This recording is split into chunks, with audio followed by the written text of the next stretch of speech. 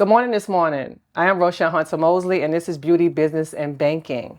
The first, I want to say thank you guys so much for supporting the podcast. We are over 1,000 viewers now, 1,000 subscribers now, which is fantastic. And I can't do this without you. So I just want to say I am so grateful and I'm so appreciative of your support. Today I have Miss C. Virginia Fields. I don't know if you guys know her, but she is a fantastic woman. She's a fantastic client, and she was also Borough President of Manhattan in 1997 to 2005. Something like that. Yeah, 2 terms. Two terms, right? I think it was 1999, right, to 2006 or something like that. Okay, yeah. okay. Close enough. Yeah, close enough. Close enough. I was trying to do my research to make sure that I know what I'm talking about. No problem. But I don't like to mess up people's titles, and I want you to introduce yourself to the people and let them know what you're doing now and what you have done in the past in terms of politics and your organizations that you work with.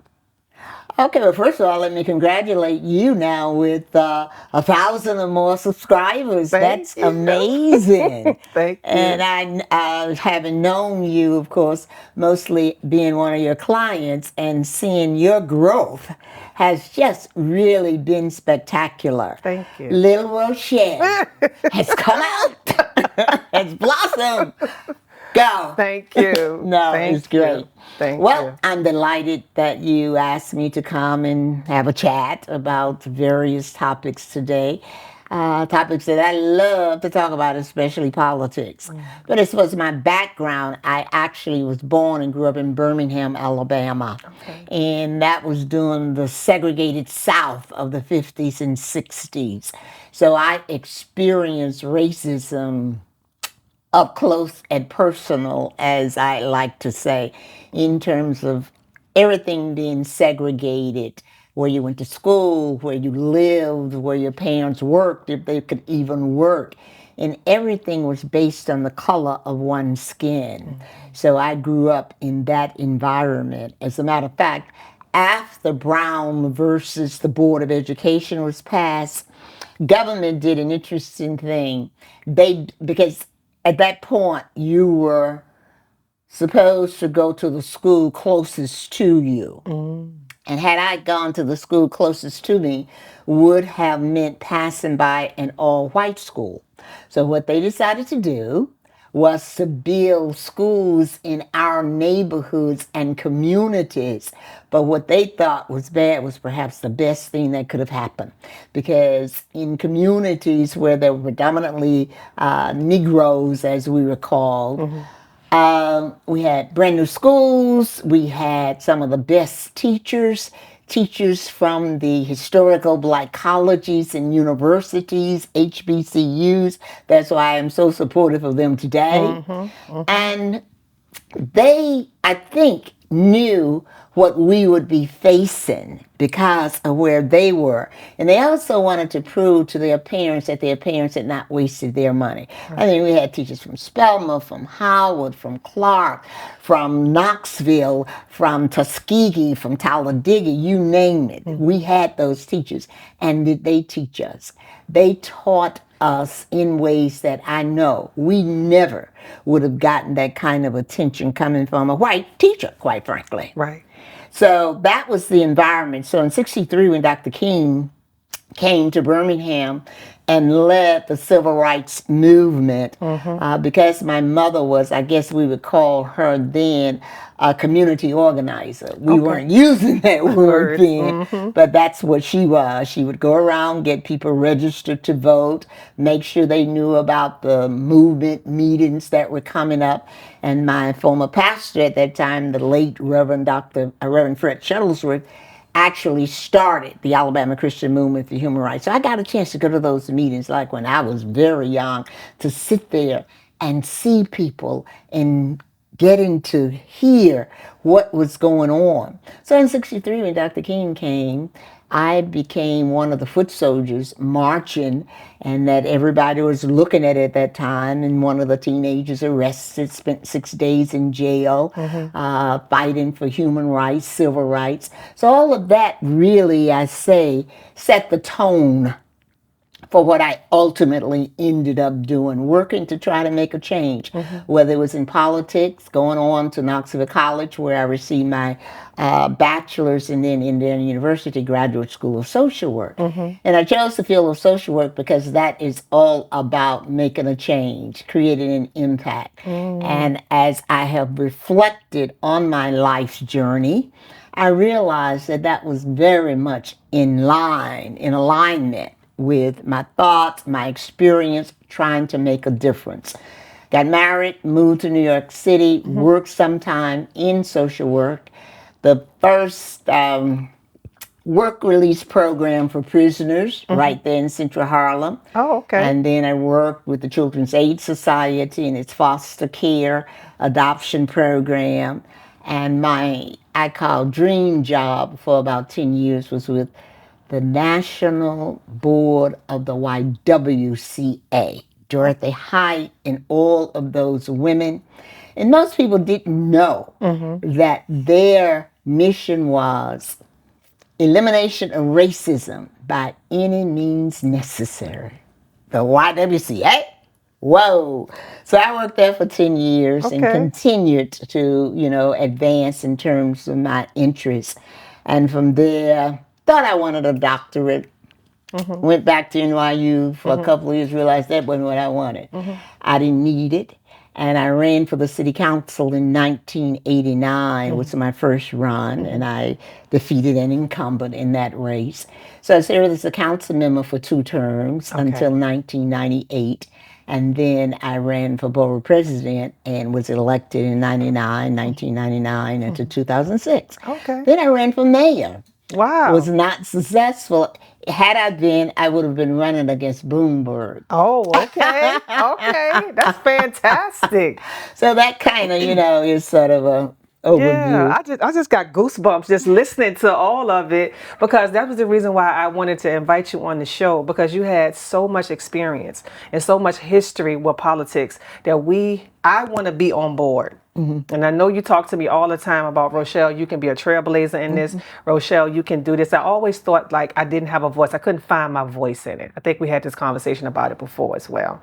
And I know that I do have a voice. That's why I wanted to create this platform. And I understand that I have a job to do. It's a mission to do, and I have to do it. I can't not do it.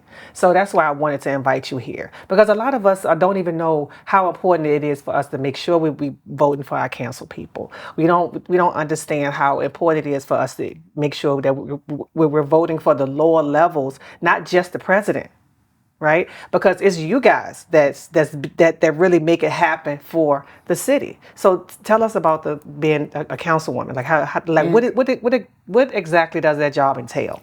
And I was very interested in becoming a member of the city council because, as you said, decisions about policies and budgets get made at different levels: local, state, and national.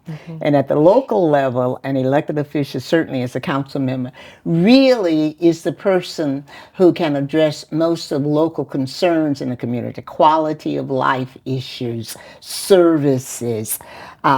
People who are in different positions help influence that and bring resources to that community.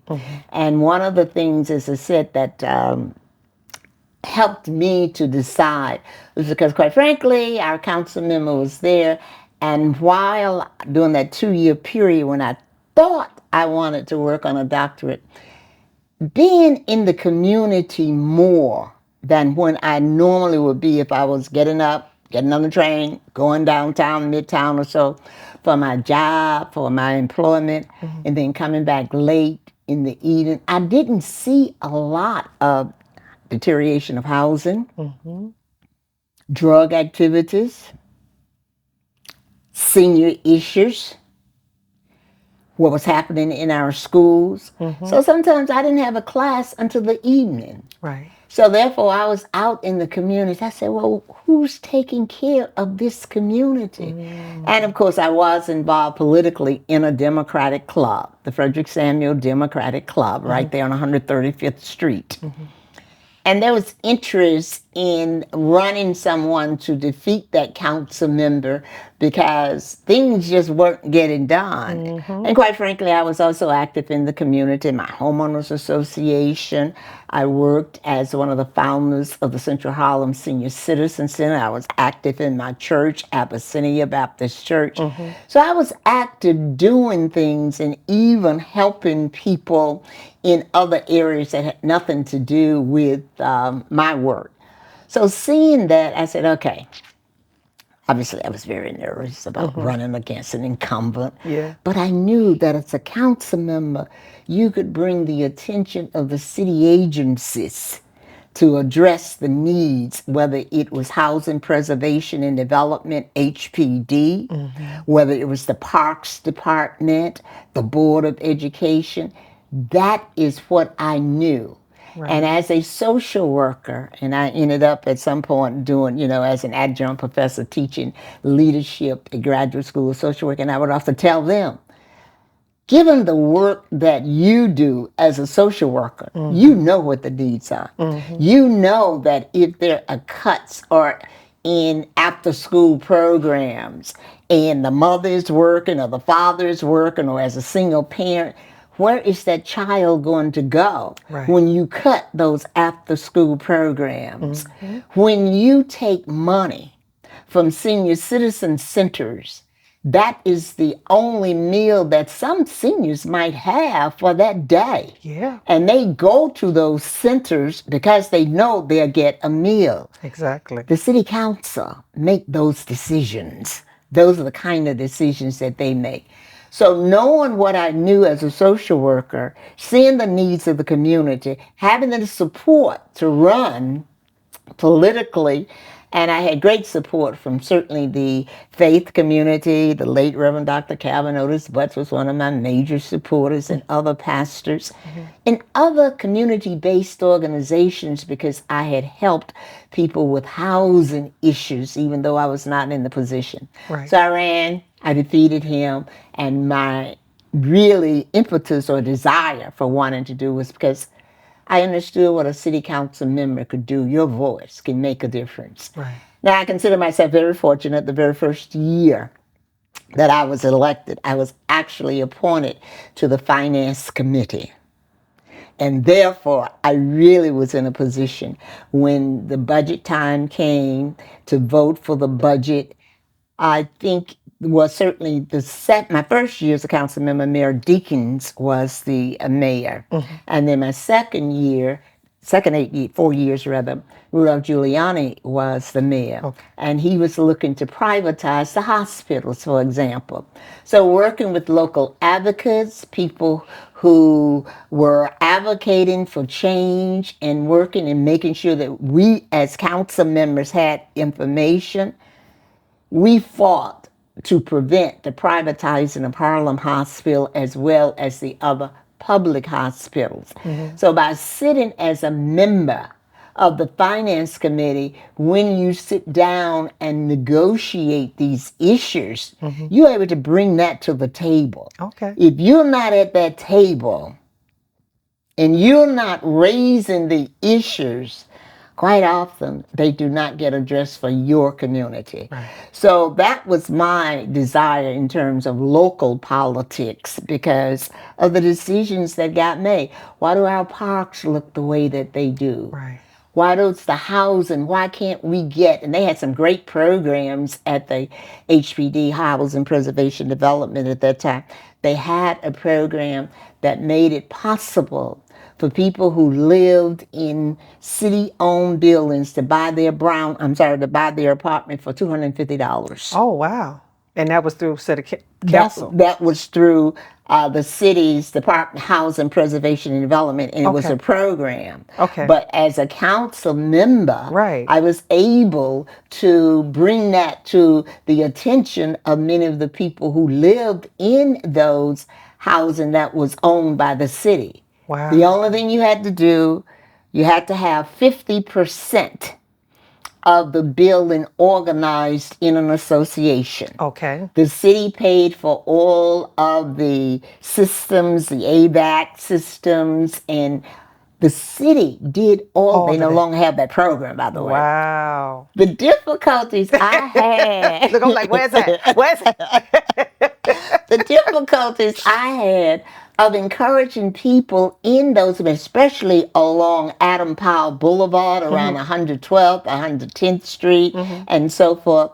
Well, home ownership requires responsibility. I said, you're right about that. Yes, it does. It does. Yes, it does. I said, but you could buy this apartment for $250, and those were the apartments that were the largest ones along that strip Yes. of Adam Powell. So I had to fight them Yep. to even accept that, but able to take the information to them. Right. And so many of them ended up buying their apartment. And once the apartments were finished, they were delighted. Delighted. Just an example on Delighted. that one. Some people think I own a building there. It's called Fields Court. I don't own it. You don't want it? I don't own it. Nope. One Saturday morning, after the residents had gone through the process and they had purchased the building, they called me one early Saturday morning and said, Mrs. Field, we're having a meeting. Can you come? I said, this has been a hard week. This is my only day this weekend. Just come. It won't take long. I went there. And when I got there, they were just so overwhelming. They overwhelmed me. They said, we would never have bought this apartment if you had not encouraged us or literally forced us to. Wow. May we name this building after you. Oh, that is fantastic. So 100. That is So Adam fantastic. Powell between 112th and 111 called Fields Court. That's how that came about. You know what? I love this story so much because I always say just because it's not happening to you doesn't mean it's not happening, right? And it's just because you don't need it don't mean someone else don't need it. Right. And just because you don't need the push, because you probably can motivate yourself, other people need the push to be motivated. Right. So that, oh my God, that's a fantastic story. I love that. So then the vacancy became when Ruth Messenger decided not to run again for borough president. She was running for mayor. Okay. That seat became available. And I decided, if I'm going to be in this, I need to go to the next level. Go to the next level where I can really, Really do have something. a budget and some influence, right? So I ran for borough president, really hard race because there were some very notable people. Adam Clayton Powell the fourth ran. Okay. A couple of other city council members ran. An assemblywoman from downtown Lower Manhattan ran. But we were successful in that. And as borough president, I think one of the things that was most interesting for me was that now I had been chair of the local community board 10 for 2 terms. I had been a city council member in the Harlem community. Now as borough president, I knew what the needs were. Right. And I didn't have to study. I didn't have to do reports and have somebody do research, right?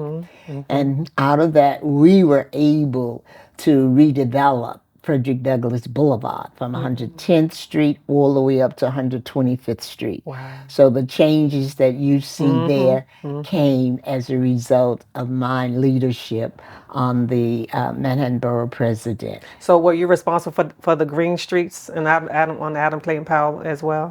The Green streets, because I feel like in the 90s they were so beautiful. They were, They mean were the so- malls in the middle Yeah. of the green, all the greenery in the middle of the streets. I mean, I feel like now it's not as beautiful as it used to be, It's and I'm not. just like, oh, I wonder if But is that a part? Is that Now, a job that for was the? less a part of our focus on that. We focused more on the redevelopment of Frederick Douglass Boulevard because if you remember during that time, it was drug It was drug infested. infested. It Yeah, was nobody wanted to go dilapidated. that far Nobody over. wanted to go that far. And the whole idea was to have commercials at the bottom, whether they were grocery stores, businesses, or restaurants, and residential on top. And we did that work because we knew what needed to be done. And I think as borough president, also other things that I was very interested in was addressing issues throughout the borough depending on the needs. In Harlem, not only was it health, economic development, small businesses, it was seniors, it was schools, it was playgrounds, it was parks. But on the east side of Manhattan, the needs were very different. It was mostly senior issues and quality of life because the east side is very different, right? Very different. The west side had different needs. The east side is another country. What do you say? And lower Manhattan also had different issues. So we responded. I like to tell people, say, they come to Manhattan and they just think it's all finance and real estate. And I say, but we live in communities. Yeah. We live in neighborhoods too. Absolutely. And they are very distinguished. You got a Harlem community. You got a Washington Heights. You got a Chelsea. Right. You got a upper west side. So we really focused on the needs within and created the theme, the One Manhattan, that needs would be addressed. So that really was important to me to be able to serve the entire borough and not just give all resources to the east side or to lower Manhattan or whatever. So that's how I've used government. I never felt that government could do everything, but government has a responsibility to do a lot. Yes. And use government for what it can do, for policy changes, for budgets, for resources, and for addressing the needs of our people. And that takes me to where we are today politically. Yes. I am so My name is Rochelle Hunter Mosley. I'm the owner of Salon 804, and I've been a stylist for over 30 years.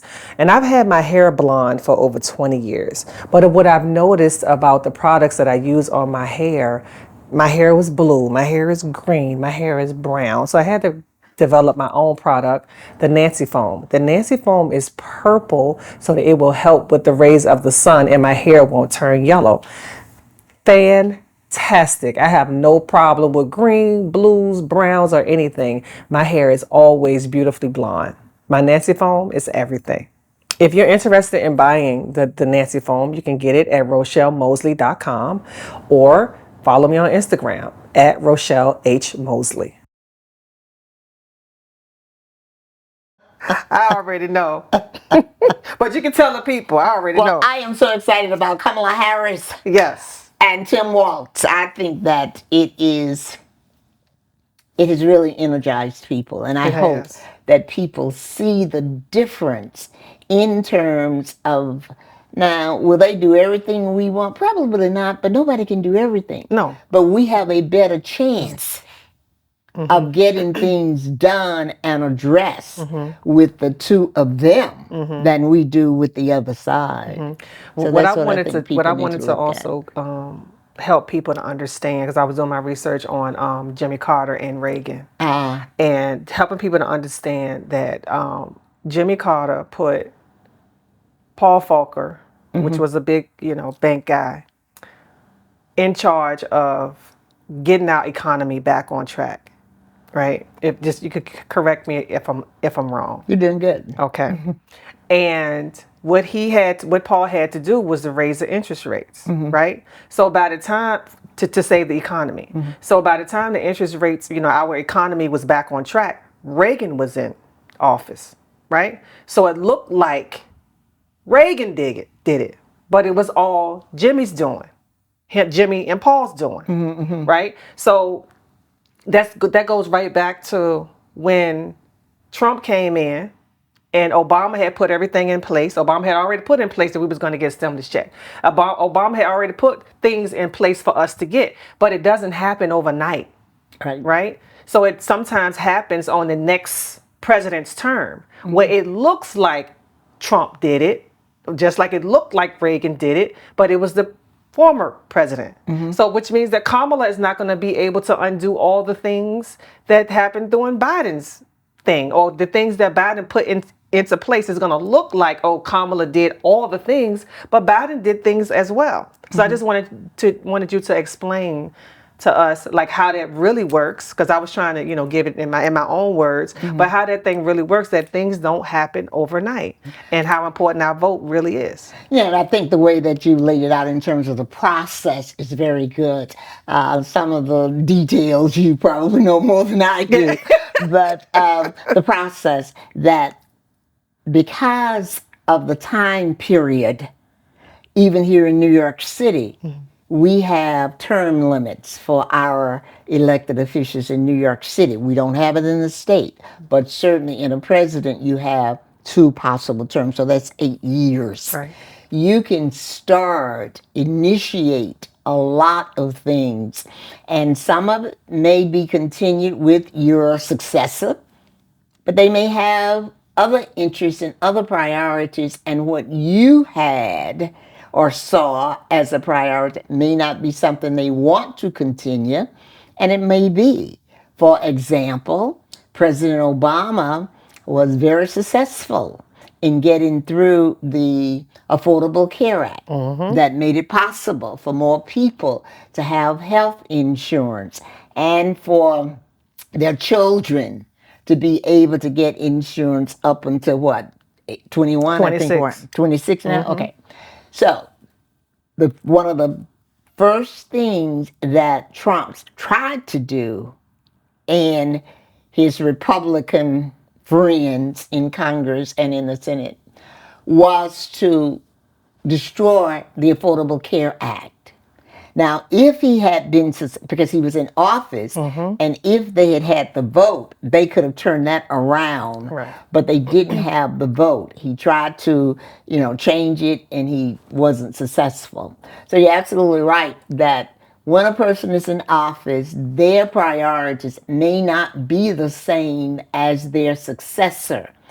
In the case of President Biden and Kamala Harris, Vice President Kamala Harris, I think because she was a part of that administration, whether it's this infrastructure plan that we hear so much about that provides money for states and cities to build their bridges, to repair their roads, to enhance the overall infrastructure. I think we would see those kind of things continuing. A lot of the changes as it relates to pharmaceutical, where under the Biden administration, what is the cost for insulin, for people who use insulin, how that has been reduced significantly. And I've heard her talk about this on the campaign trail in terms of holding pharmaceuticals accountable and more transparency, which is one of the things that he started. So I think because she was vice president, and I think that when people look at it, President Biden did a lot of good stuff, including tuition, not tuition, but loan, the repayment of loans, student loans, rather, Yes. is what I'm trying to think about. So I think things like that she will continue, but you're correct that when a successor come in, some of the good stuff that they did might be come to fruition during their tenure.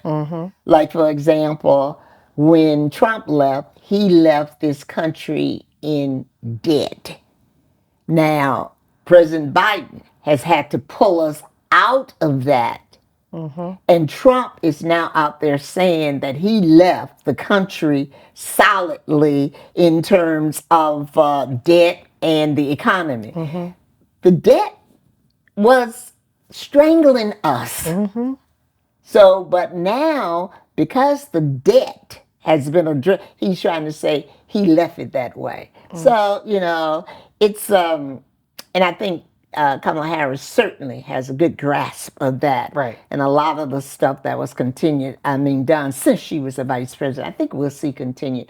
But she has her own agenda and priorities that I think are going to be so good for this country. Yeah, I I do love too. her theme. She talked about, she and Waltz, or what did she say?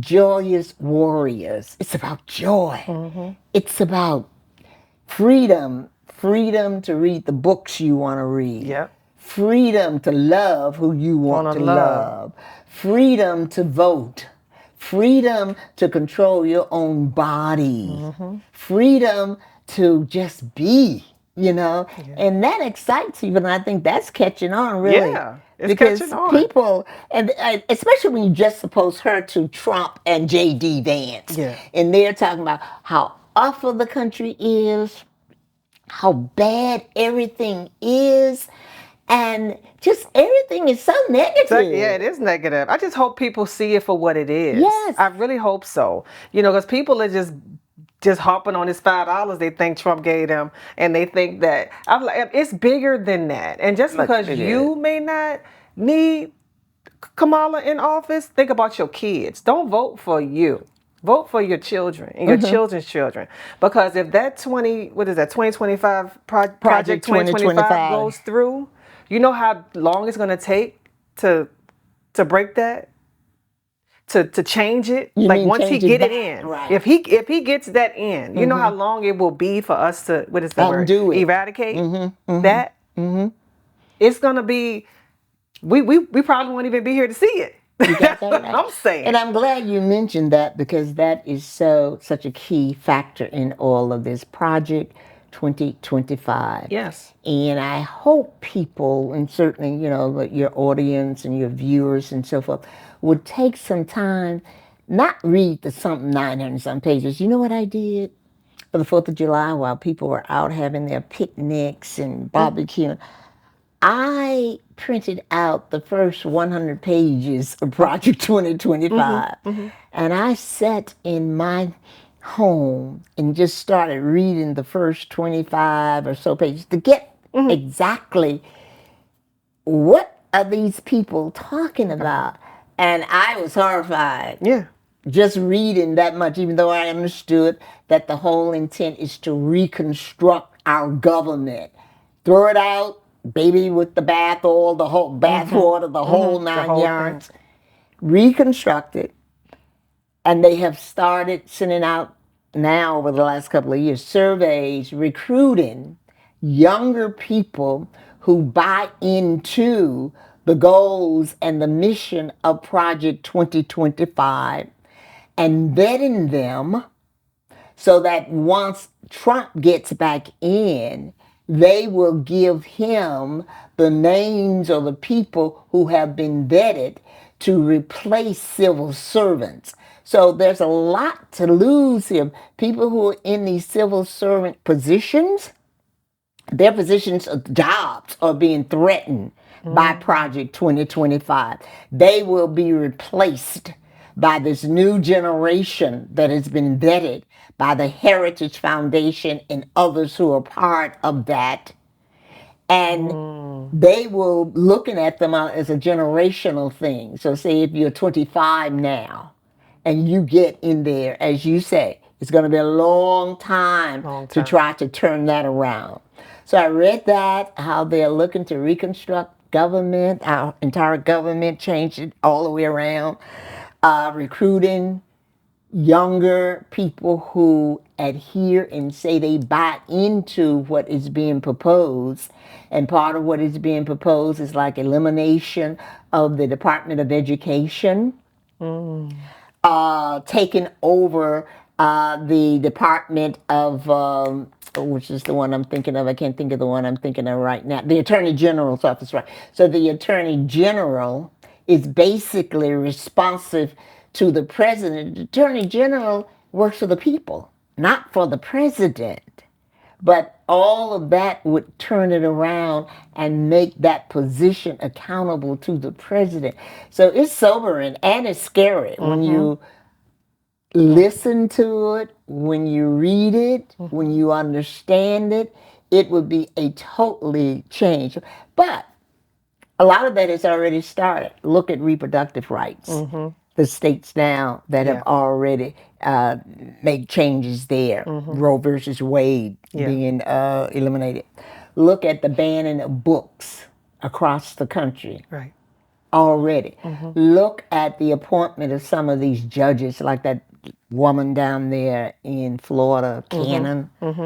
Look at the Supreme Court appointees. So Right. a lot of what is in Project 2025 is already in motion. Right. But now that everybody is focused, well, I won't say everybody, but hopefully enough people are focused on so that we get this vote right in November Right.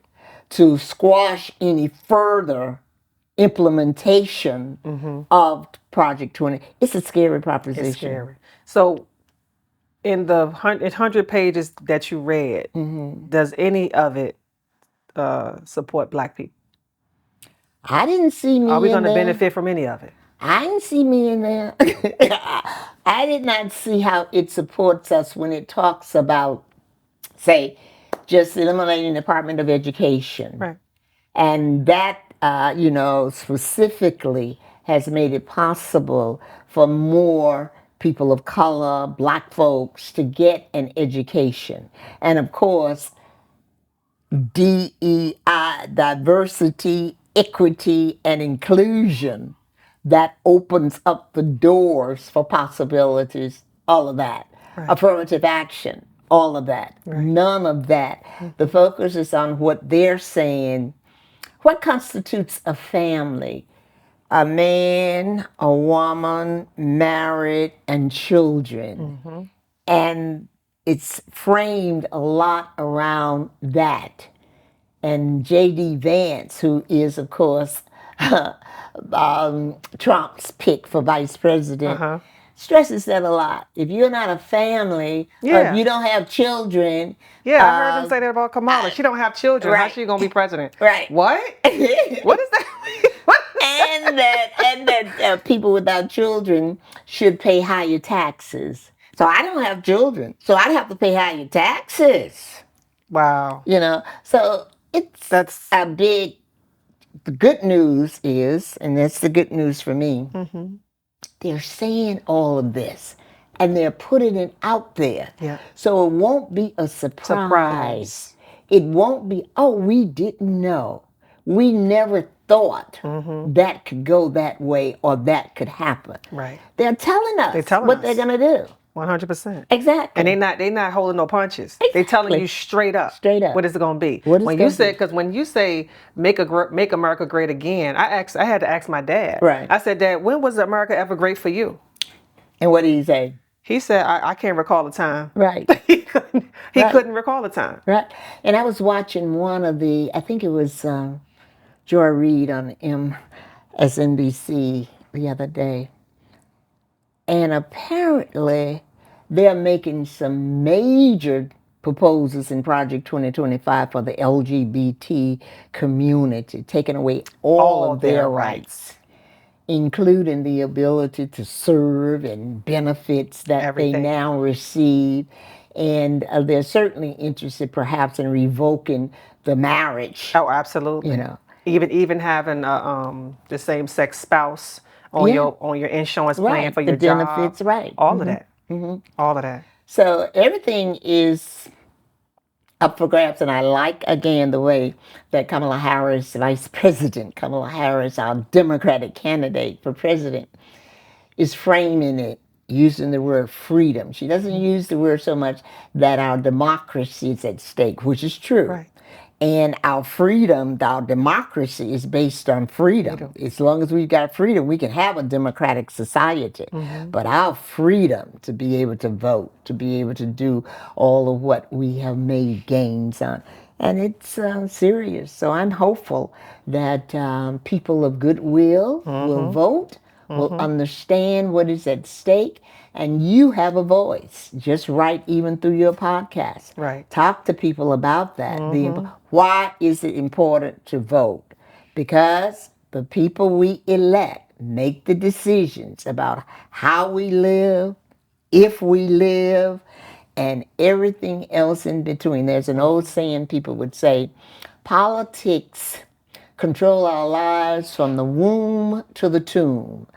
In the womb, if you have services and resources, you can get prenatal care and the possibility of bringing into giving birth to a healthy child, baby. And when you die, if you don't have any resources even to be buried, they take you to Potter's Field. And we know everything that happens between that birth and that death in terms of jobs, education, housing, opportunities is controlled by policies that are determined by people who are in elected office. And I think people need to look at that. When people want to know, well, why can't I get better things for my kids in school? Who makes the decisions about the resources coming into your child's school? Right.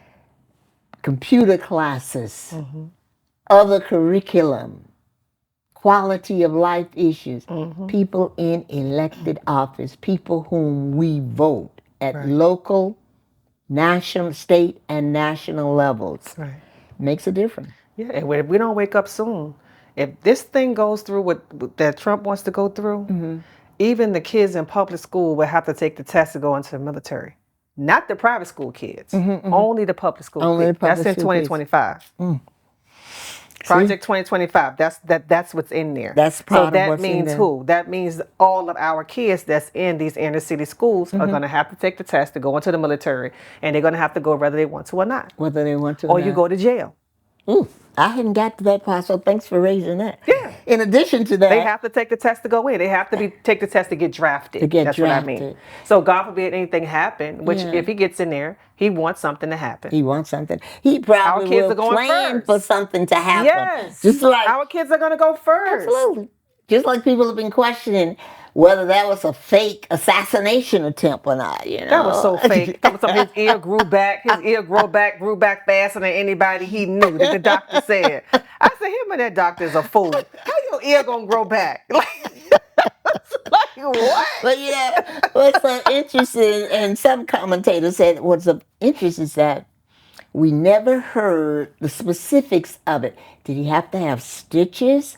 How much of a damage was None of there? it. Who was the doctor? Was there any other treatment that needed? It was a hoax. It was, and you know, was such if a it had been hoax. President Biden, they would have wanted to know Exactly. everything. And we everything, would have got everything. minute by minute, minute by minute minute by minute. about it. And one We of didn't hear the- nothing else about it. He just Nothing had his else little about tampon on the side of his head. And Sad but true, right? Sad but true. And more people are at least talking about that. And that's one of the things I hope media will start doing more, is calling him on this. One Yeah. of the things that I think the Vice President Harris is doing that I really think is good.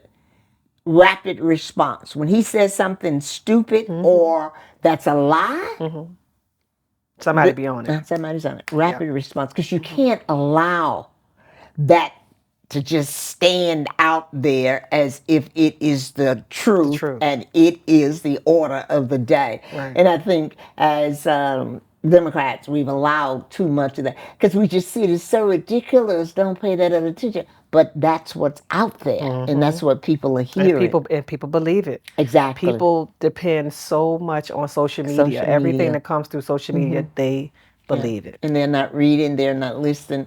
And even in my own family, you know, to tell me, well, Trump did this. Trump did what? Let's have a conversation. Yeah.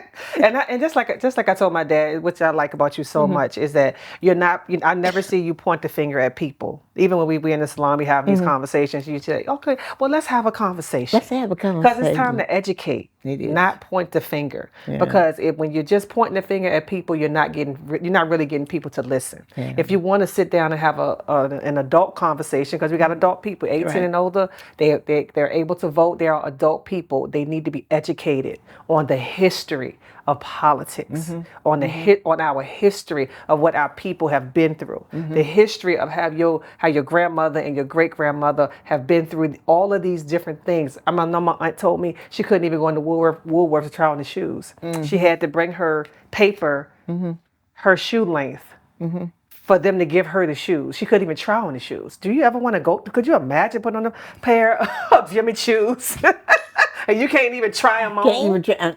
But that was the conditions in terms of the 50s and 60s when I grew up. Yeah. Basically, and you talk about culture, I just like to share that I last week returned from a 15-day journey, I call it, to Ghana. It was truly a historic, educational, cultural, spiritual journey. Yes. And when you talked about the history and the culture, it is something that, and I, certainly have always studied and been interested in Black history, African American history, and the whole transatlantic slave movement.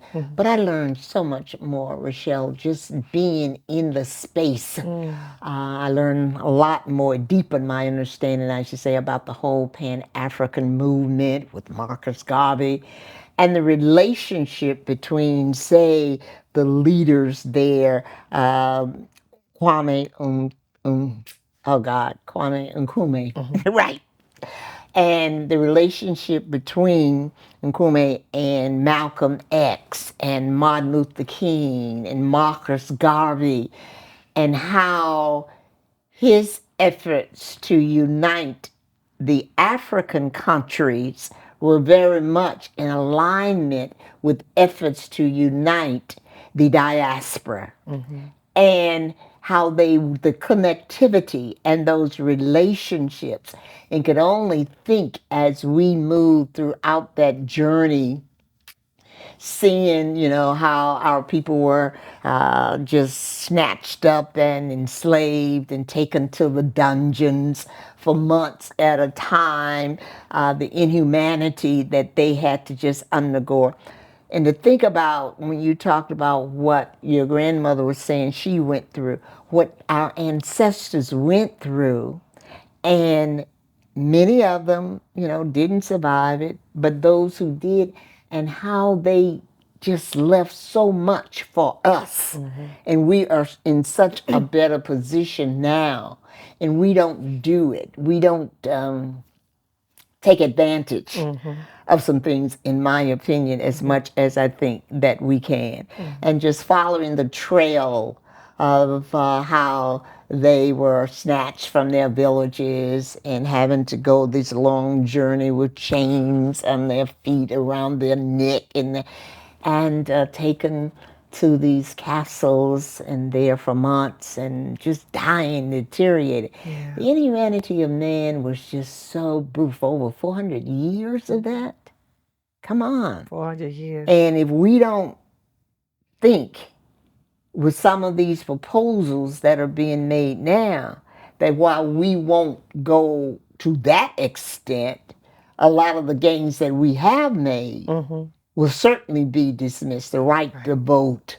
Because look at the states now where they are making it so difficult for people to vote. To just vote. Just vote, okay? To vote.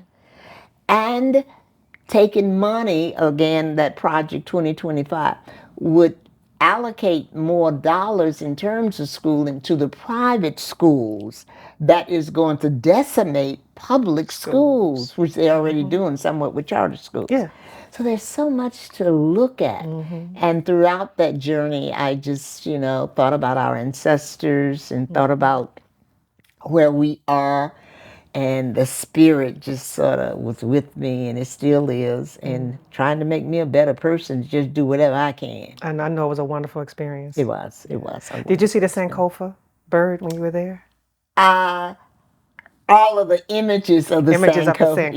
Yeah, absolutely. So right. I saw the movie Sankofa years ago when I came to New York City. So for you guys that don't know, the Sankofa is a bird where his feet is facing forward and his neck is facing back, and it means to retrieve.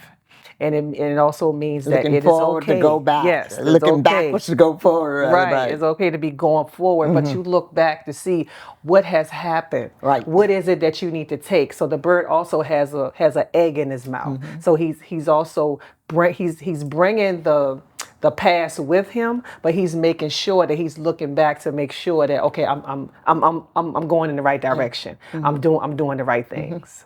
So that when I saw that, I thought about that when we went to when you told me that you went to Ghana. I said Yes. because the Sankofa is a Yeah. Ghana thing. Yeah, So yeah, yeah. yeah. All of the wonderful symbols with signing. We went through what they call a naming ceremony, and they go through the process. And my name is Akiwan Kun. And what does it mean? I have to do a little bit More more research. research Uh-huh. on that one, but it comes from what I understand, the Fante tribe. So I'm looking to see what that was more about. But it was just an overwhelming experience just to imagine what all of that.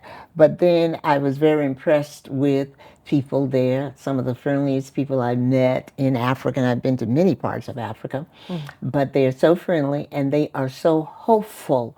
They are so determined, never again, and they working hard to make sure doesn't that happen never again. And one of the things that they talked about in their country that I was very impressed with, that you own the land, however you got it, and you can never sell it.